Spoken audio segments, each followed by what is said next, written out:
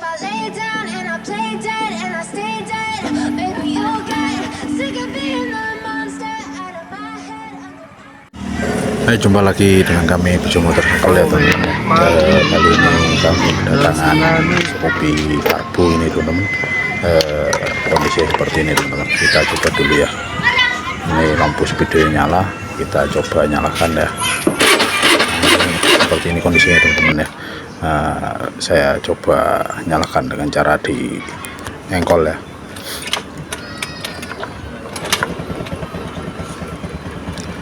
Nah, ini motor udah nyala ya teman-teman kondisinya ya. Ini saya coba untuk menyalakan lampu-lampu. Nah, ini lampu depannya jauh dan dekatnya itu mati ya teman-teman ya. Berikut juga petangnya ya. Lalu untuk lampu belakangnya juga mati nih teman-teman. Ini infonya dari ownernya, digigit tikus ya bagian depan ya. Kalau yang belakang ini belum tahu kendalanya kenapa ya teman-teman ya. Nanti kita bongkar ya.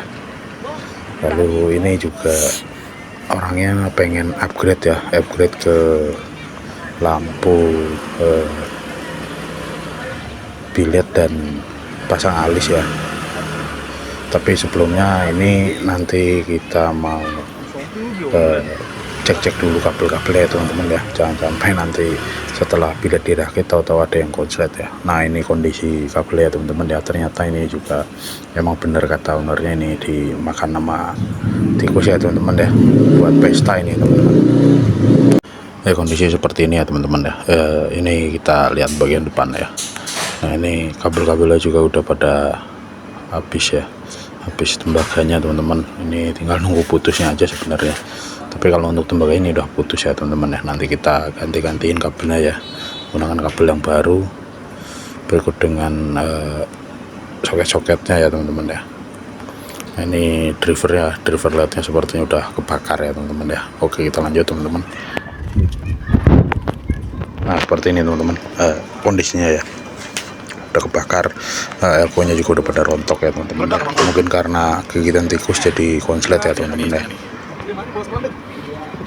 Nah, sekarang lanjut ke bagian belakang ya teman-teman ya. Ini udah saya buka beberapa bagian bodinya ya teman-teman ya. Ini ada beberapa juga bekas gigitan tikusnya ya teman-teman ya. Nah, ini untuk kabel CDI sepertinya hanya selongsongnya aja teman-teman yang dimakan ya. Alhamdulillah belum kena kabelnya ya. Nah, lalu ini untuk ke jalur lampu belakang juga udah dimakanin ya. Nanti saya buka ke dalam itu bagian lampu belakangnya teman-teman ya, supaya bisa dicek lebih lanjut ya teman-teman ya. Ya, nanti juga itu kita benahi ya, kita bongkar selongsongnya. Nah, ini saya buka dulu bagian lampu belakangnya teman-teman ya.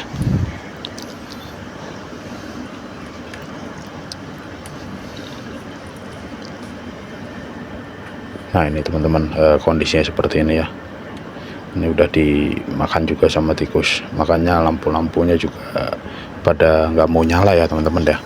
Ini untuk lampu petangnya dan lampu remnya juga kabelnya pada putus ya teman-teman ya. Nanti saya ganti ya dengan kabel baru.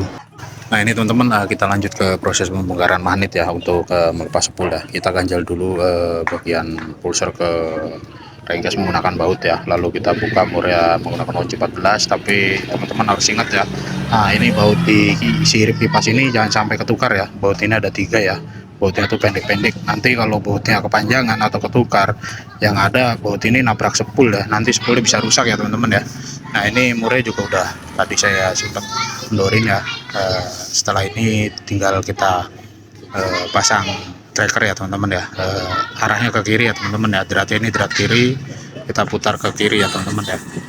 Lalu setelah itu jangan lupa dikencangkan ya tracker yang ke arah magnet ya teman-teman ya. Lalu ditahan menggunakan kunci Inggris seperti ini. Kita putar yang bagian luarnya ke arah kanan ya. Dengan begitu magnet udah bisa kebuka ya teman-teman ya.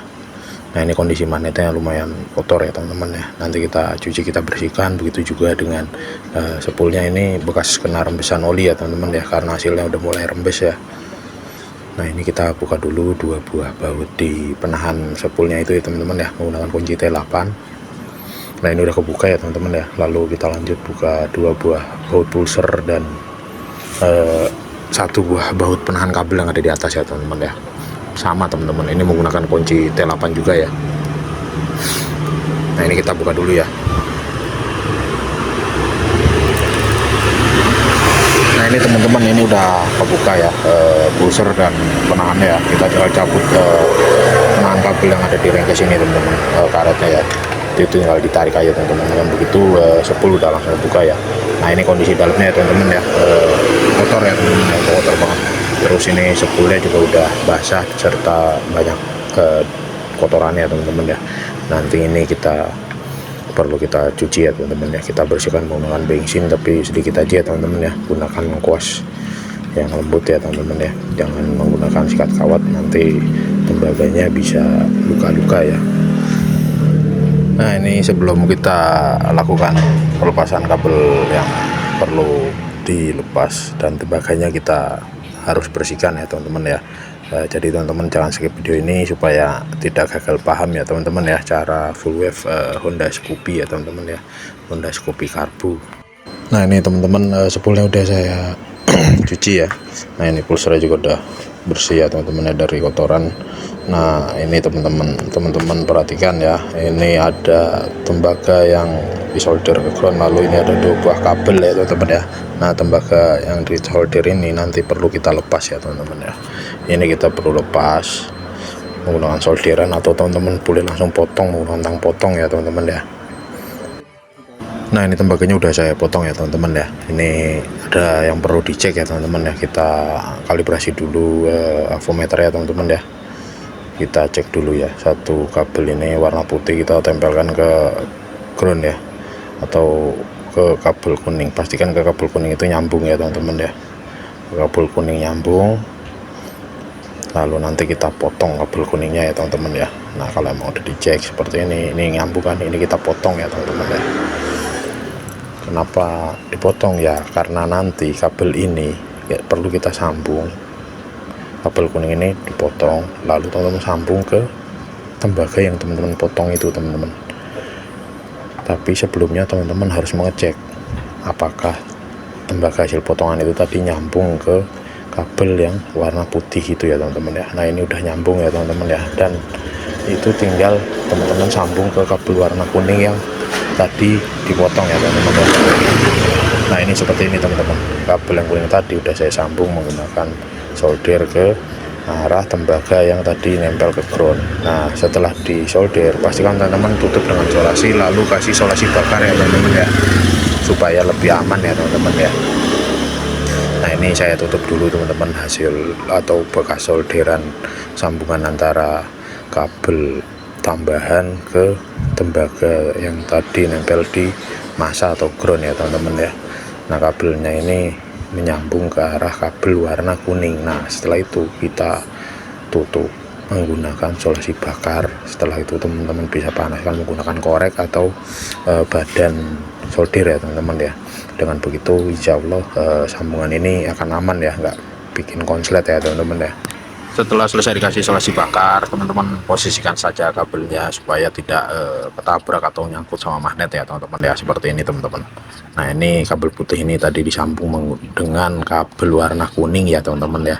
Nah, seperti ini. Nah, ini pastikan baik ya teman-teman ya, atau kencang ya. Nah, kita tarik sedikit warna kuningnya, kabel kuningnya tadi ya teman-teman ya. Nah, ini setelah itu kita cek lagi ya teman-teman ya, satu persatu ya, antara kabel kuning dan putih ya teman-teman ya. Pastikan avetnya dikalibrasi. Nah, satu tempelkan ke masa, satu tempelkan ke kabel putih atau kuning ya. Itu nggak boleh berhubungan dengan ground ya atau masa ya teman-teman ya. Lalu setelah itu kita cek di atas ya teman-teman ya, di bagian kabel, di konektor kabelnya kita cek satu persatu. Itu nggak boleh nempel ke masa ya teman-teman ya, kecuali kabel pusher ya teman-teman ya. Nah, ini udah connect ya warna putih ya teman-teman ya ke solderannya. Lalu kita cek ke ground. Nah, ini nggak connect ya teman-teman ya. Lalu kita cek ke sebelahnya kabel yang warna kuning ya teman-teman ya. Kabel warna kuning kita cek ke warna putih atau ke ground. Nah, kalau ke ground nggak boleh nyambung, tapi kalau ke putih harus nyambung ya teman-teman ya, karena itu terhubung ya. Caranya seperti itu teman-teman. Nah, ini nyambung ya, putih dan kuning itu nyambung. Nah, alhamdulillah ini udah selesai ya teman-teman ya, tahap pencabutan masa atau pelepasan ground di sepulnya ya teman-teman ya. Lalu kita lanjut ke tahap pemasangan ya. Ini tadi udah saya cuci, udah saya bersihkan menggunakan bensin ya teman-teman ya. Ya, teman-teman tinggal pasang seperti semula ya teman-teman ya. Lalu kita pasang kembali magnetnya ya teman-teman ya. Caranya mudah teman-teman. Caranya kita masukkan seperti awal, pasang ringnya, lalu masukkan murnya ya teman-teman ya. Tapi untuk caranya mengencangkan, kita ganjel seperti ini, berlawanan arah seperti yang saat membuka ya teman-teman ya. Lalu kita kencangkan ganjelnya tadi menggunakan mur. Nah ini kita pasang kembali kabel-kabelnya ya. Berikut juga dengan kabelnya ini nanti kita rapikan. Oke teman-teman, setelah magnet dipastikan udah kencang, kita pasang kembali sirip kipasnya ya teman-teman ya. Pastikan bautnya benar ya teman-teman ya, jangan sampai ketukar dengan baut yang lebih panjang, nanti yang ada spoolnya malah luka, jadinya rusak ya teman-teman ya. Nah ini setelah semuanya udah dipastikan kondisinya udah kencang ya teman-teman ya, pasang kembali tutupnya ya, terus dibaut lagi ya. Nah ini teman-teman untuk masalah kabelnya ya teman-teman ya, ini kabel lamanya, lalu ini kabel tambahnya ya.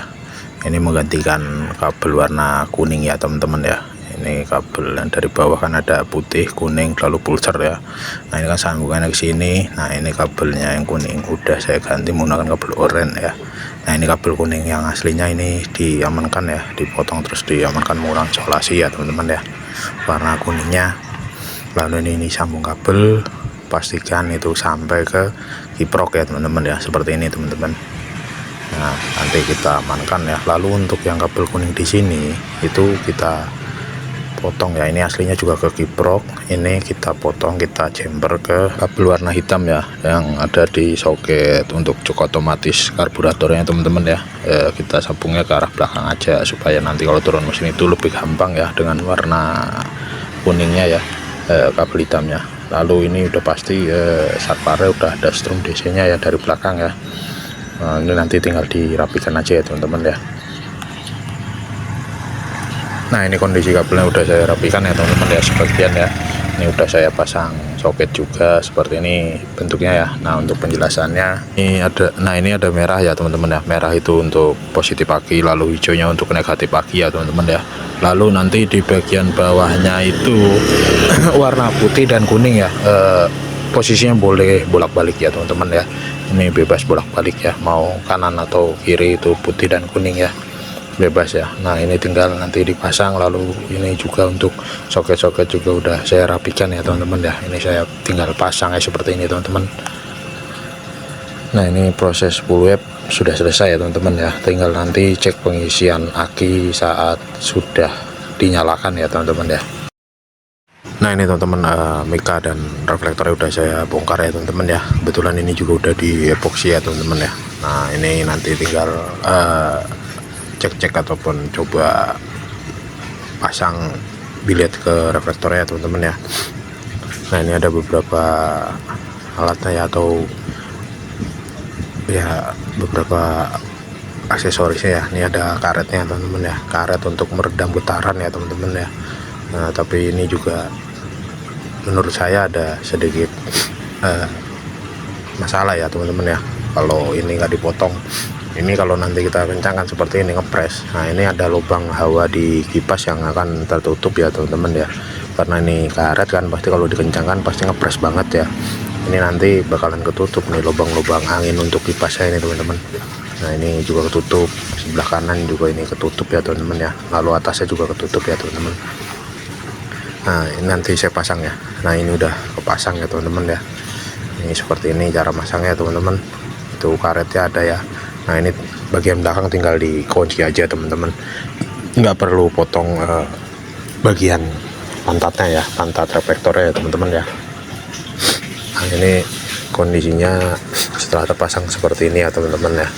Ini tinggal sesuaikan kanan kiri atau jaraknya aja teman-teman. Ini saya coba pasang mikanya ya. Ini alhamdulillah ini tinggal plug and play ya. Ini nggak bentok sama sekali di skopi karburator ya teman-teman ya. Lalu untuk kabel-kabelnya ya teman-teman ya, ini akan saya coba jelaskan sedikit ya. Tapi ini jangan dijadikan patokan, takutnya beda merek, beda warna kabel ya teman-teman ya. Ini ada 6 kabel ya. Nah ini salah satunya warna hitam ya, hitam yang tebal itu masa, lalu kuning itu kuning, putih itu biasanya untuk depil, lalu merah ini untuk putih ya teman-teman ya. Nah ini ada 2 buah kabel kecil ya, yang satu itu untuk masa ya, silahkan langsung dijemper ke kabel hitam yang besar seperti ini teman-teman.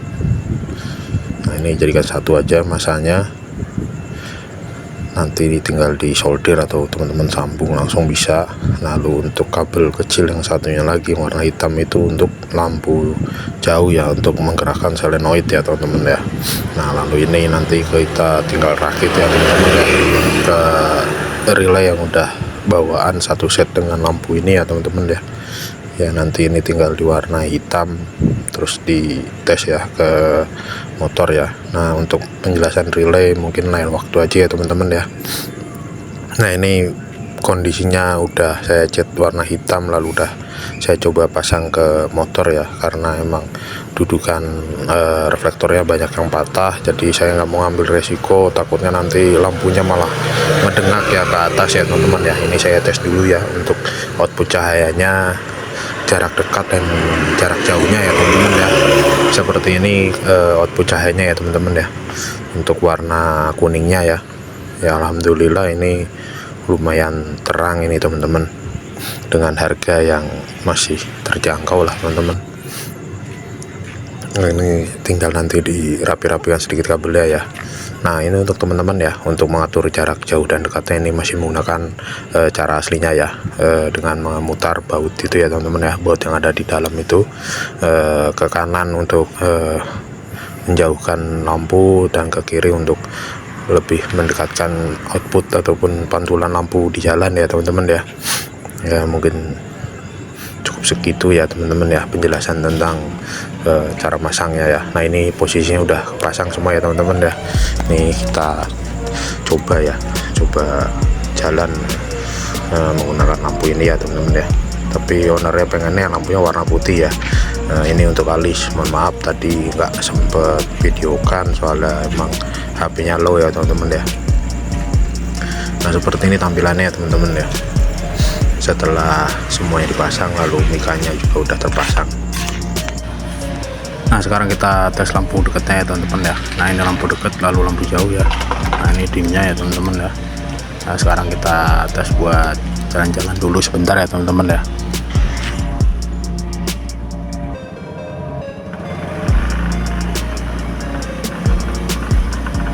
Ya alhamdulillah ini cukup terang ya lampunya, dan cukup fokus, tidak melebar ya. Cut off-nya juga rapi ya teman-teman ya.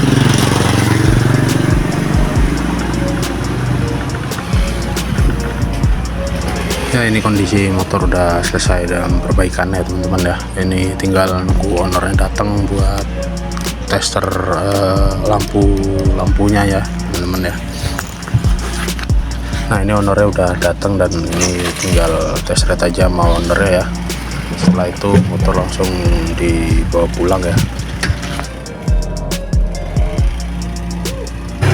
Ya buat teman-teman semua, terima kasih sudah meluangkan waktunya untuk menonton video ini. Semoga video ini bisa bermanfaat untuk kita semua.